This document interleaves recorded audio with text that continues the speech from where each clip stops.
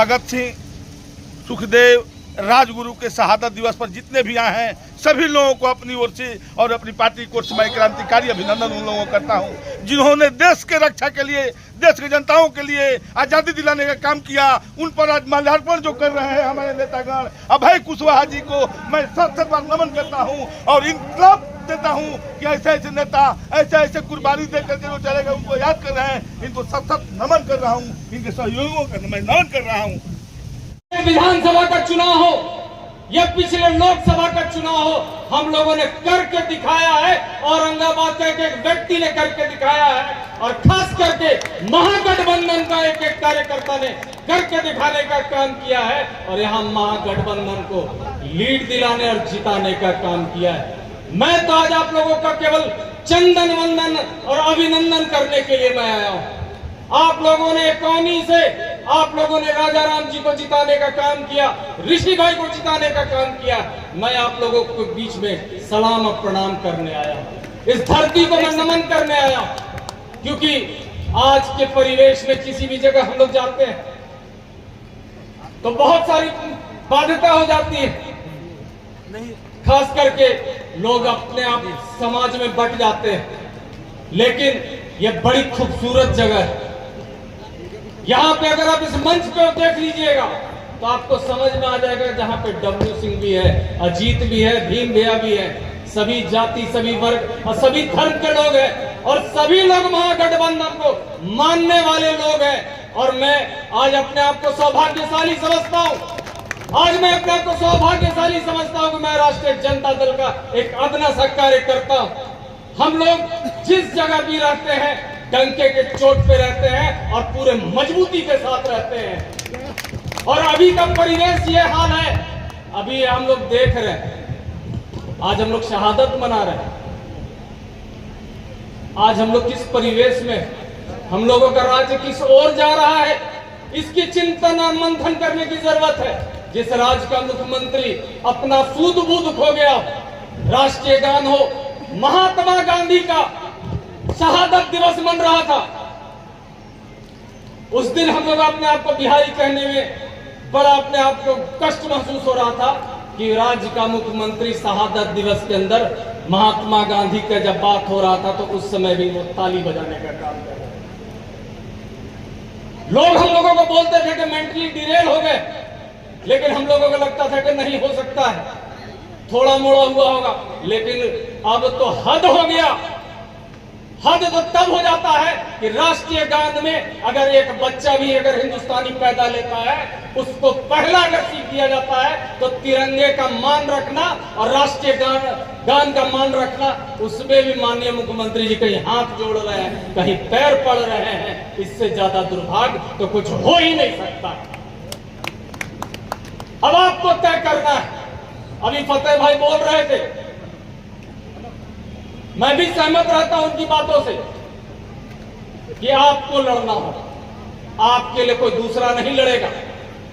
यहां पे राजा राम जी नहीं लड़ेंगे, डब्लू सिंह नहीं लड़ेगा, लड़ना आपको स्वयं के लिए होगा। अगर आप अपने आप में अगर अपने आप को जागरूक कर लीजिएगा, अपने आप को अगर ताकतवर कर लीजिएगा और अपने आप लड़ने के लिए आप अगर आगे बढ़ जाते हैं तो मुझे लगता है कि आपके हक को लेने से कोई रोक नहीं सकता है आपको। हम इस बात को बखूबी जानते हैं और खास करके औरंगाबाद के बारे में तो मैं जानता हूं, जहां भी लड़ाई हुआ है वहां पे आप लोग खड़े मिले हैं और तभी हम लोग आगे लड़ाई को जीतने का काम किया है। भूमि सुधार का उन्होंने एजेंडा बनाया और इसके लिए 2006 में उन्होंने बंगाल के उस समय प्रसिद्ध लैंड रिफॉर्मिस्ट देवव्रत बंदोपाध्याय जी को रिक्वेस्ट किया कि वो आए और जो है यहाँ पे भूमि सुधार के ऊपर कमीशन उन्होंने बनाया 2006 में। 2008 में बंदोपाध्याय कमीशन की रिपोर्ट भी आई, पर माननीय मुख्यमंत्री जी दब गए, वो सामंतियों के हाथों बिक गए। आज तक उस रिपोर्ट को लागू करने की उनके अंदर हिम्मत नहीं हुई। क्या प्रमुख कारण थे? ऐसा उस कमीशन की रिपोर्ट में क्या था? उस कमीशन की रिपोर्ट में सबसे पहला था लैंड सीलिंग, यानी जितने भी रसूखदार परिवार हैं किसी के पास भी 15 एकड़ से ज्यादा भूमि ना हो। और ये बंगाल में उन लोगों ने करके दिखाया, बंगाल में ये लागू है, 15 एकड़ से ज्यादा नहीं हो। दूसरा प्रमुख जो था लैंड सीलिंग में, हमारे जितने भी किसान हैं जो भूमिहीन है, हर किसान को 0.66 से 1 एकड़ तक भूमि उपलब्ध कराए सरकार, ताकि वो अपना जीवन व्यापन कर सके। और ऐसे मजदूर जो कृषि का काम नहीं करते, उनको कम से कम 10 डिसमिल जमीन दी जाए, ताकि वो अपना घर बना सके और वहां रह सके। यही परिकल्पना थी शहीद आजम की कि जब भारत आजाद होगा तो एक एक बच्चा, एक एक परिवार, उसके पास अपने सर के ऊपर छत होगा। आने वाली सरकारें जो हमारी अपनी होंगी वो गरीबों के लिए काम करेगी, पर वो आज तक हुआ नहीं। अब तो स्थिति ये है कि हाव भाव देख लीजिए या चाल चलन देख लीजिए, भाई हमारे मुख्यमंत्री जी का जो हाल है वो बेहाल है। और कुछ ऐसे लोग जो इर्द गिर्द हैं, जिनको जनता ने चुन के नहीं भेजा है, वो लोग सत्ता में बैठ के मलाई चाट रहे हैं। और ताज्जुब की बात यह है कि हमारे माननीय प्रधानमंत्री जी जब 2024 में ओडिशा के चुनाव में गए प्रचार में, तो प्रचार में उन्होंने क्या कहा, नवीन पटनायक जी की एक सभा का जिक्र किया जो वहां के तत्कालीन मुख्यमंत्री थे, कि नवीन पटनायक जी की तबीयत खराब हो रही है, उनको पार्किंसन हो गया था। तो माननीय प्रधानमंत्री जी को नवीन पटनायक जी की बीमारी नजर आ गई और उसके बारे में उन्होंने चुनाव में जिक्र भी किया। तो क्या अपने एनडीए के साथी माननीय मुख्यमंत्री नीतीश कुमार जी की बीमारी उनको नजर नहीं आती? कभी उन्होंने एक ट्वीट भी या एक प्रेस विज्ञप्ति दी है इस बाबत? बिल्कुल नहीं, क्योंकि केंद्र में बैठे लोग सिर्फ और सिर्फ सत्ता के लोभी हैं, इनको आपसे कोई मतलब नहीं है। अभी देखिएगा कुछ दिनों के अंदर बिहार दौरा इनका चालू होगा। कुछ दिन में न्यूज में आप देखेंगे जो इनकी गोदी मीडिया है वो दिखाएंगे मुख्य प्रधानमंत्री जी को लिट्टी चोखा बहुत पसंद। अरे लिट्टी चोखा से तो उनका रिश्ता पुराना 40 साल पहले का। ये सब बातें बताई जाएंगी कि भाई मिथिला की पेंटिंग से उनका इतना लगाव है कि जब कहीं बाहर विदेश जाते हैं तो मिथिला की पेंटिंग लेके जाते हैं। ये प्रोपेगेंडा चैनलों पे चलना चालू हो जाएगा। क्यों? ये दिखाने के लिए कि भाई बिहार से कितना प्रेम है माननीय प्रधानमंत्री जी को। लेकिन ये सब मिथ्या है मित्रों, ये सब मिथ्या है। माननीय प्रधानमंत्री जी को ना बिहार से मतलब है, ना बिहारियों से मतलब है, ना बिहारी अस्मिता से मतलब है। उनको सिर्फ और सिर्फ मतलब है राज करने से, और वो राज ही कर रहे हैं आज के डेट में। 25 के चुनाव में वो आएंगे, पूरे लाव लश्कर के साथ आएंगे, चमकदार गाड़ियों में घूमेंगे, रोड शो निकालेंगे और आपको बेवकूफी बनाने का काम करेगा। कहते हैं, बताइए प्रधानमंत्री की भाषा होती है 1 लाख करोड़ कर दो, 25,000 करोड़ कर दो, 75,000 कर दो, 7 लाख करोड़ कर दो, ये प्रधानमंत्री जी की भाषा है। तो आने दीजिए, फिर उनका एक बार प्रदर्शन देखते हैं हम। आए बिहार की धरती पे, उनका स्वागत है। और बिहार की धरती और बिहार के चुनाव में तो उनको कुछ मिलने वाला नहीं है। हाँ, लिट्टी चोखा जरूर पैक करके भिजवाएंगे उनके साथ इस बार, ये बात आप याद रखिएगा। 2 लाइन बोलते हुए शहीद आजम के उसमें सम्मान में कि मेरे जुनून का नतीजा जरूर निकलेगा, मेरे जुनून का नतीजा जरूर निकलेगा, इसी सिया समंदर से नूर निकलेगा। बहुत उनको बधाई देता हूं कि आपने इतनी बड़ा सभा कराया इस देश के महान सपूत को याद करने के लिए। इस कारवां को हम लोग आगे बढ़ाते रहेंगे और भगत सिंह जी के बलिदान को हम लोग बराबर याद करते हैं और इनके बताए हुए रास्ते पर आज हम लोग संकल्प लें और देश में जो दुराचारी, अन्याचारी, जो भी सामंती ताकत, फासिस्ट ताकत जो हमारे देश पर काबिज है, उसको हटाना है। और उसका माध्यम भगत सिंह ने कहा था कि संघर्ष होगा, तो संघर्ष को हम लोग अपनाएं और आने वाला 25 में अपने एकजुटता को दिखा करके इस समांती सरकार को उखाड़ फेंकें। और विशेष एकौनी ग्राम के सभी लोगों को और दूर दराज से आए हुए लोगों को मैं स्वागत करता हूं। भगत सिंह को जो मूर्ति स्थापित किया है, ये किसी के रहमो करम पर नहीं, जनता जहां कहीं भी भगत सिंह के मूर्ति स्थापित किए हैं वो जनता ने स्थापित किया है। जनता के दिलों में आज भी भगत सिंह है और कोई सत्ता के द्वारा भगत सिंह का मूर्ति नहीं स्थापित किया गया है। आज जिस तरह से भगत सिंह के मूर्ति आप स्थापित किए हैं, भगत सिंह के सपनों का भारत अभी भी बनाना बाकी है। वैसा भारत बनाना है जहां गरीबों के ऊपर बुलडोजर न चले, वैसा भारत बनाना है जहां धर्म के नाम पर, भगत सिंह का सपनों का भारत वैसा था जहां धर्म के नाम पर एक दूसरे के बीच नफरत पैदा करने वाले ताकतों का कोई जगह नहीं मिलेगा। वैसा भारत बनाना है जहां किसानों को सम्मान मिलेगा, जहां मजदूरों को सम्मान मिलेगा, बराबरी का दर्जा मिलेगा, जहां हरिजन कह करके दलितों को अपमानित नहीं किया जाएगा, वैसा भारत बनाना है। मैं समझता हूं कि भगत सिंह के प्रति यही सच्ची श्रद्धांजलि होगी। भगत सिंह ने जो सपना देखा था, उस सपनों को पूरा करने के दिशा में हम अभी आगे बढ़ रहे थे, लेकिन आज का सत्ता में बैठे जो लोग हैं वो हमारी आज़ादी को ही खत्म करने की कोशिश कर रहे हैं। आज हमारे सामने बड़ी चुनौती है कि हम अपनी आज़ादी को, अपना संविधान को, इस लोकतांत्रिक मुल्क को बचाने का। और मैं समझता हूं कि इस आयोजन के जरिए हमने यह संदेश देने की कोशिश किया है कि जो हमारे ऊपर जो खतरे हैं, इस खतरे को मिलजुल कर, एकताबद्ध होकर इसको दूर करना है और आज़ादी को बनाए रखना है, क्योंकि इस आज़ादी के जरिए हम सभी लोग यहाँ हैं। अगर ये आज़ादी नहीं मिलती, ये संविधान हमारा नहीं रहता, तो शायद हम लोग एकताबद्ध नहीं हो सकते।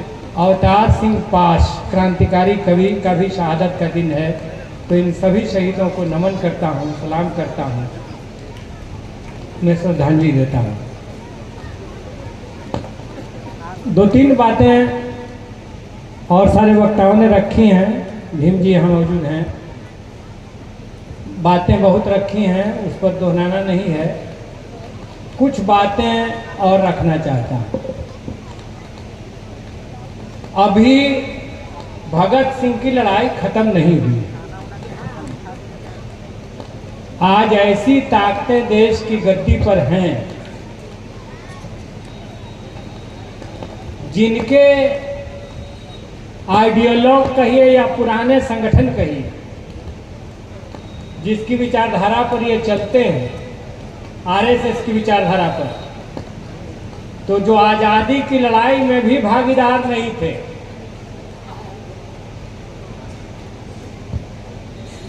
और आज भी वे भगत सिंह के देश को हमसे छीन लेना चाहते हैं। वो फिर से जो उस समय काम करते थे, आज़ादी की लड़ाई में शामिल नहीं थे, लेकिन वो मौके की तलाश में रहते थे कि कहां, कब, कैसे, किस गांव में दंगा छिड़े, उसमें हम भागीदारी निभाएं। और आज भी यही कोशिश में है। मैं 2 बात कहना चाहता हूं। अभी हमारे प्रधानमंत्री अमेरिका गए थे और उन्होंने जो भारतीयों को हथकड़ी बेड़ी में भेजा गया वहां से, अमेरिका से, इस सवाल पर ट्रंप से बात नहीं की। ट्रंप छोटे छोटे राष्ट्र के अध्यक्षों को रिसीव करने अपने आए, लेकिन भारत के प्रधानमंत्री को रिसीव करने नहीं आए। और अभी अमेरिका ने कहा है कि भारत को हमारे माल के लिए अपना बाजार खोलना होगा। सस्ते दर पर खेती के उत्पाद उनके यहां से आएंगे और हमारे किसान मारे जाएंगे। तो यही तो ईस्ट इंडिया कंपनी करती थी। ईस्ट इंडिया कंपनी क्या करती थी? ढाका के मलमल बनाने वालों का हाथ काट लिया जाएगा ताकि इतना बेशकीमती खूबसूरत मलमल वो न बना सकें। और बर्मिंघम की फैक्ट्रियों के, ब्रिटिश की फैक्ट्रियों का कपड़ा इस देश में चल सके, जिस पर महात्मा गांधी ने खादी आंदोलन किया। तो यही कोशिश चल रही है फिर से, और इस पर हमारे प्रधानमंत्री एक शब्द नहीं बोले। और दूसरी तरफ ये ऐलान हो रहा है कि औरंगजेब ने जो उसकी जो मजार बनी है महाराष्ट्र में, हम उसको तोड़ेंगे। बाबरी मस्जिद के तर्ज पर पूरे देश में अभियान चला करके हम उसको तोड़ेंगे। तो फिर एक नफरती अभियान, फिर एक पूरा हिंसा का अभियान। और ये नाम गलत तरीके से ले रहे हैं। शिवाजी महाराज का, ये जो शाहू जी महाराज थे उनके पिताजी का, संभाजी महाराज का, तो उन लोगों के दौर में ही तो वो मस्जिदें बनी, वो मकबरा बना। उन लोगों को तो कोई दिक्कत नहीं थी। छत्रपति शाहू जी महाराज वो व्यक्ति हैं जिन्होंने सबसे पहले इस देश में, अंग्रेजी राज में, अपने यहाँ आरक्षण लागू किया विद्यालयों में। और कहते हैं कि जैसे मार्क्स के पीछे अगर एंगल्स नहीं होते तो मार्क्स दुनिया में मार्क्स नहीं होते, उनका साहित्य दुनिया में नहीं पहुंचता। उसी तरह से अगर साहू जी महाराज नहीं होते अंबेडकर के पीछे, तो अंबेडकर नहीं होते। ये आप जान लीजिए। बचपन में पढ़ाई से लेकर के, स्कॉलरशिप देने से लेकर के, और लंदन स्कूल ऑफ इकोनॉमिक्स का खर्चा सारा साहू जी महाराज ने ही उठाया था। उनको कोई दिक्कत नहीं थी, लेकिन भाजपा को दिक्कत है। आज हिंदू खतरे में है औरंगजेब की मजार रहने से। मैं गया हूं खुलदाबाद और वहां 600 पालकियां उतरी थी फकीरों की, बड़े बड़े विद्वान लोगों की, और सब एक एक करके ये संभल में मस्जिद के नीचे मंदिर खोज रहे हैं। अयोध्या में तो मंदिर के नीचे, मस्जिद के नीचे खोदा गया कि हिंदू मंदिर निकले बुद्ध भगवान। तो क्यों नहीं उसको स्थापित किया? उसको देश में चर्चा क्यों नहीं किया? तो इसीलिए मैं कह रहा हूं कि एक बड़ा षड्यंत्र, जो असली सवाल है रोजी रोटी का, महंगाई का, साम्राज्यवाद के विरोध का, उस पर ये चुप रहते हैं। उस जमाने में भी चुप थे और आज भी चुप हैं। शहीद हो रहे थे भगत सिंह। भगत सिंह का एक संस्मरण मशहूर है।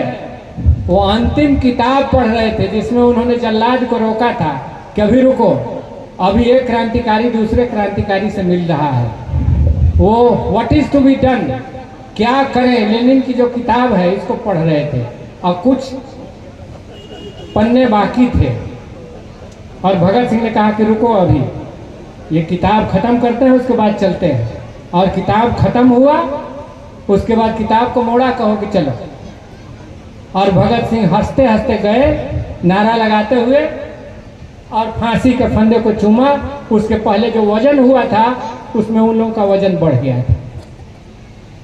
तो इसलिए मैं कह रहा हूं कि भगत सिंह के इस देश को देश की गंगा जमनी तहजीब को वे फिर से, उस समय ब्रिटिश थे, उनके गुलाम हम थे, और अब अमेरिका के गुलाम बनाने की कोशिश चल रही है। इसलिए वो लड़ाई आज भी जारी है। देश के किसानों को, मजदूरों को आजाद करने की लड़ाई जारी है। देश का किसान आंदोलन 13 महीने तक दिल्ली के बॉर्डर पर चला, मैं भी उसमें था। वो तीनों कृषि कानून जो वापस किए गए थे, अभी NPFAM, new policy framework on agriculture marketing, इसके तहत फिर से उन 3 कृषि कानूनों को लाया जा रहा है, भारत की खेती को विश्व बाजार के हवाले कर देने के लिए। उसमें मंडियों से लाभकारी दाम मिलेगा कि नहीं मिलेगा, उस नियम में ये बात की चर्चा नहीं है। उसमें इस बात की चर्चा नहीं है कि ये PDS प्रणाली से, जन वितरण प्रणाली से गरीबों को अनाज मिलेगा कि नहीं मिलेगा, इसकी चर्चा नहीं है। वे पूरे तौर पर मार्केट के हवाले किसानों को भी और गरीब मजदूरों को भी कर देना चाहते हैं। तो ये क्या है? देश में किसानों को भी कर्जा में डूब करके अपनी खेती गंवानी पड़ रही है, आत्महत्या कर रहे हैं, और भूखमरी में वे गरीबी में धकेल देना चाहते हैं देश को। इसलिए मैं कहना चाहता हूं कि भगत सिंह, तुम्हारी लड़ाई आज भी जिंदा है और हम उस लड़ाई को आगे बढ़ाएंगे, लड़ेंगे। हमारा ये संकल्प है। पार्लियामेंट में कई मेंबरों से बात हो रही थी, हमने कहा कि अगर उनकी जिद है, इस बार संविधान पर बहस थी, तो उस बहस में भाग लेते हुए हमने देखा था और कहा था पार्लियामेंट में कि संविधान के प्रथम अध्याय के पेज पर जो पहली तस्वीर है वो बुद्ध की तस्वीर है, और उस पर हमने कहा था पार्लियामेंट में कि ये बुद्ध की तस्वीर की जगह हिटलर की तस्वीर लगाना चाहते हैं, जो हमें मंजूर नहीं है। अगर इनकी जिद है कि हम फासिज्म लाएंगे, तो हमारी भी जिद है कि हम संविधान और लोकतंत्र की रक्षा करेंगे, उसको आगे बढ़ाएंगे। हम किसी को भी बुद्ध की तस्वीर को रिप्लेस करने की इजाजत नहीं देंगे, हमारी भी जिद है। और जितनी लंबी लड़ाई चलनी है चलेगी। आपको भी यहीं रहना है, और हिंदुस्तान किसका है? यह देश बुद्ध का है, यह मगध की धरती है, और यहाँ बुद्ध की चहलकदमियां रहती थी। ये इतिहास में भी हम आपसे शर्मिंदा होने की स्थिति में नहीं हैं। आप जो बहस चला रहे हैं, उस बहस में भी, सांस्कृतिक राष्ट्रवाद के भी मामले में हम हमेशा प्रगतिशील राष्ट्रवाद के पक्ष में रहे हैं। हम हमेशा समाज के गरीब के पक्ष में रहे हैं। हम हमेशा इस देश की जो गंगा जमनी तहजीब है उसके पक्ष में रहे हैं। हम हमेशा प्रेम बांटते रहे हैं। अभी होली बीती है, ईद आने वाली है और उसकी शुभकामना है। आप बांटिए नफरत, हम तो प्रेम का एकदम अलख जगाएंगे, प्रेम बांटते चलेंगे। जलाते चलो ये दिए स्नेह भर भर, कभी तो धरा का अंधेरा मिटेगा। और आप सभ्यता में भाषा के आधार पर, जाति के आधार पर, धर्म के आधार पर एक टकराव पैदा करना चाहते हैं। और बाबा साहब ने लिखा संविधान में कि हमारा संविधान लिंग, जाति और भाषा के आधार पर अपने नागरिकों के बीच भेदभाव नहीं करता। और अंतिम बात हम ये कहेंगे कि अगर मान लीजिए कि मिडाइवल पीरियड में, इतिहास का जो मध्यकाल है, उसमें तलवारों के जोर से राज्य का विस्तार होता था। एक राजा दूसरे राजा को पराजित करके अपने राज्य का विस्तार करता था। इसीलिए तो जब भारत आजाद हुआ तो हुआ कि अब राजा का बेटा राजा नहीं होगा, अब इनके वोट से प्रतिनिधि चुने जाएंगे, और जो पटना में बैठेंगे उसका मुखिया मुख्यमंत्री होगा, और जो दिल्ली में बैठेंगे उनका मुख्यमंत्री, प्रधानमंत्री मुख्य होगा। वही देश पर राज चलाएगा। अब तलवार के जोर से राज्य का विस्तार नहीं होगा, अब जनता मालिक होगी। अब एक राजा दूसरे राजा पर हमला करके अपने राज्य का विस्तार नहीं करेगा। यही तो फर्क हुआ। तो फिर इतिहास का बदला लेने के लिए तो लड़िए ना। दलित का मूछ रखने के लिए हत्या कर दीजिए, घोड़ी पर चढ़ने के लिए हत्या कर दीजिए, मुसलमान को मार दीजिए, भाषा के सवाल पर तमिल और बिहारी का झगड़ा करवा दीजिए तो करते रहिए। इस देश ये विविधताओं से भरा हुआ देश है, फुर्सत मिलेगा कभी? जाति जाति में दंगा करवाइए, धर्म के आधार पर करवाइए, भाषा के आधार पर करवाइए, गुजराती और बिहारी में लड़वाइए, तो ये कितना दिन चलेगा? ये नहीं चलने वाला। और इसीलिए हम कह रहे हैं कि ये दो रास्तों की लड़ाई है। एक तरफ आम मजदूर किसान नौजवान जो अपने रोजगार के लिए तरस रहे हैं, और मोदी सरकार सरकारी नौकरियों को धीरे धीरे छीन रही है। तो ये दो रास्तों की लड़ाई है। एक तरफ हमने इंडिया गठबंधन से जब लड़ रहे थे हम लोग, तो डिक्लेयर किया कि अगर हमारी सरकार बनेगी तो एमएसपी किसानों का देंगे।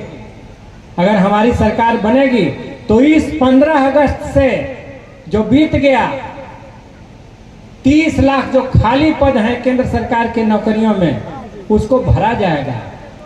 और दूसरी तरफ एनडीए गठबंधन की सरकार है जिसके मुखिया नरेंद्र मोदी जी हैं, वो कहते हैं कि पकौड़ा बेच के रोजगार करिए या टेम्पू चला के, ये आपका काम है। तो ये दो रास्तों की लड़ाई है देश में, ये मजाक नहीं है।